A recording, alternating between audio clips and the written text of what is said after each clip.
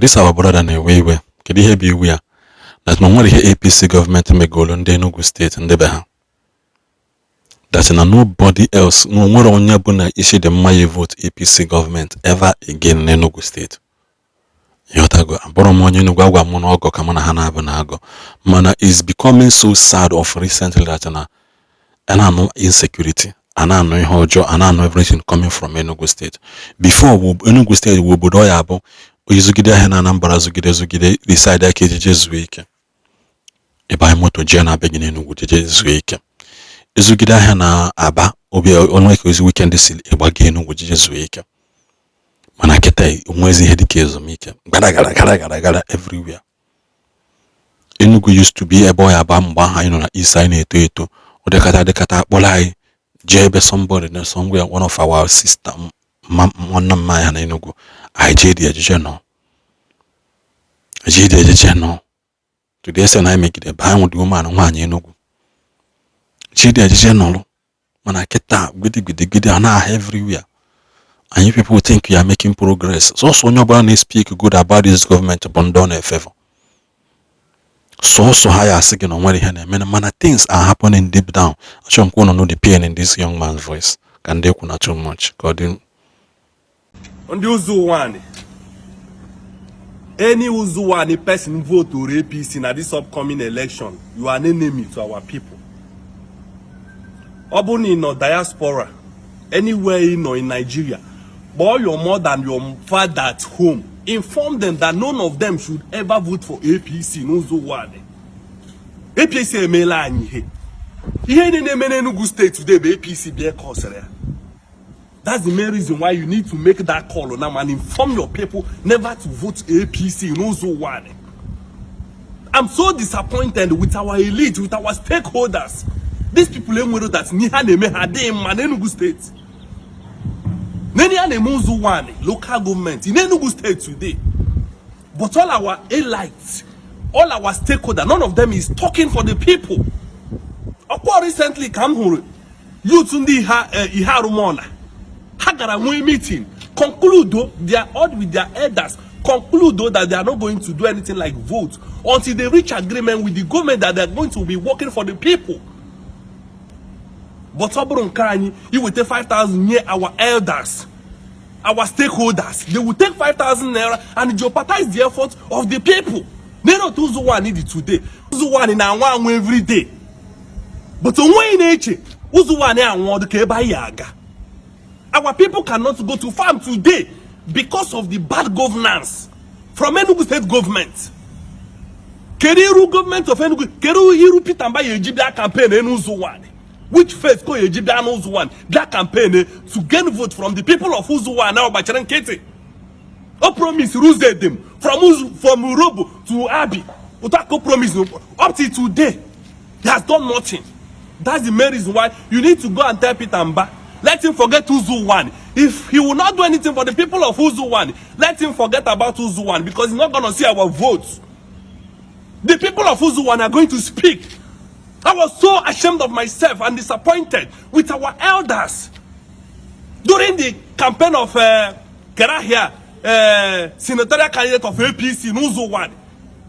Which our elders, our stakeholders, they were making promises. Ike just was no yebido Nuzuwan, Roboro, if he becomes a senator. The same thing, ni Peter Mbaku Cherenankwa today, Nuzuwan. He has not done anything. Nkwane kwa in Enu bed. Yakane muzu one. Aragda. That's the end of everything. During campaign, Inahu promises upon promises, but nothing will get to the people of Uzu one. On our road today, we don't have water, we don't have electricity. That's not good hospital for my people. I was watching the deputy governor of Enugu State, Ifeanyi Osai, right? That's his name. Now see that's we are not even shameful of yourself and of the government you are representing. Ifeanyi Osai should be shameful of himself. That face so jiribiana wa people loku. All they promised us, they did not even fulfill one. He's a shameless man. He has no shame. Again, you are talking to the people of Uzuwan. It seems there's no problem with thinking that contest the election na court. Over how many years? Can this particular, thoughts will end?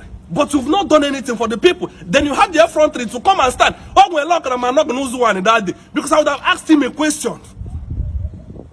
They're taking advantage of my people. They take advantage of Uzuwan people every day. They will come and promise without fulfilling anything. What they know how to do to the people of Uzuwan is promise and fail. EKG now will come and promise. After winning the election, we will not see him again in Uzuwan. That's the main reason why Uzuwan people should boycott anything APC. On the election on Saturday, if you vote for APC in Uzuwan, you are an enemy to the people, to the progress of Uzuwan people. Alaya togada. Ndi chanyi. Our ancestors, they will fuck you up. Ikobi, gap blere APC on Saturday. Even election can vote APC and you will see Yahoo problem in Hubeg before the Mendogi in your family. God is going to destroy you. Our people are suffering every day. All they know how to do is to come and promise and fail the people.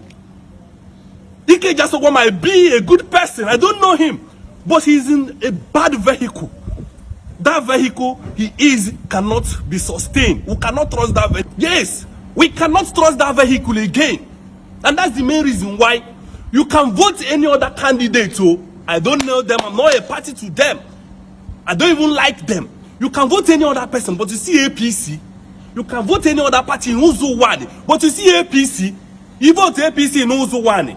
To Savida no. Send it to our WhatsApp group in a village. Uzuwan in Huvida to Saya.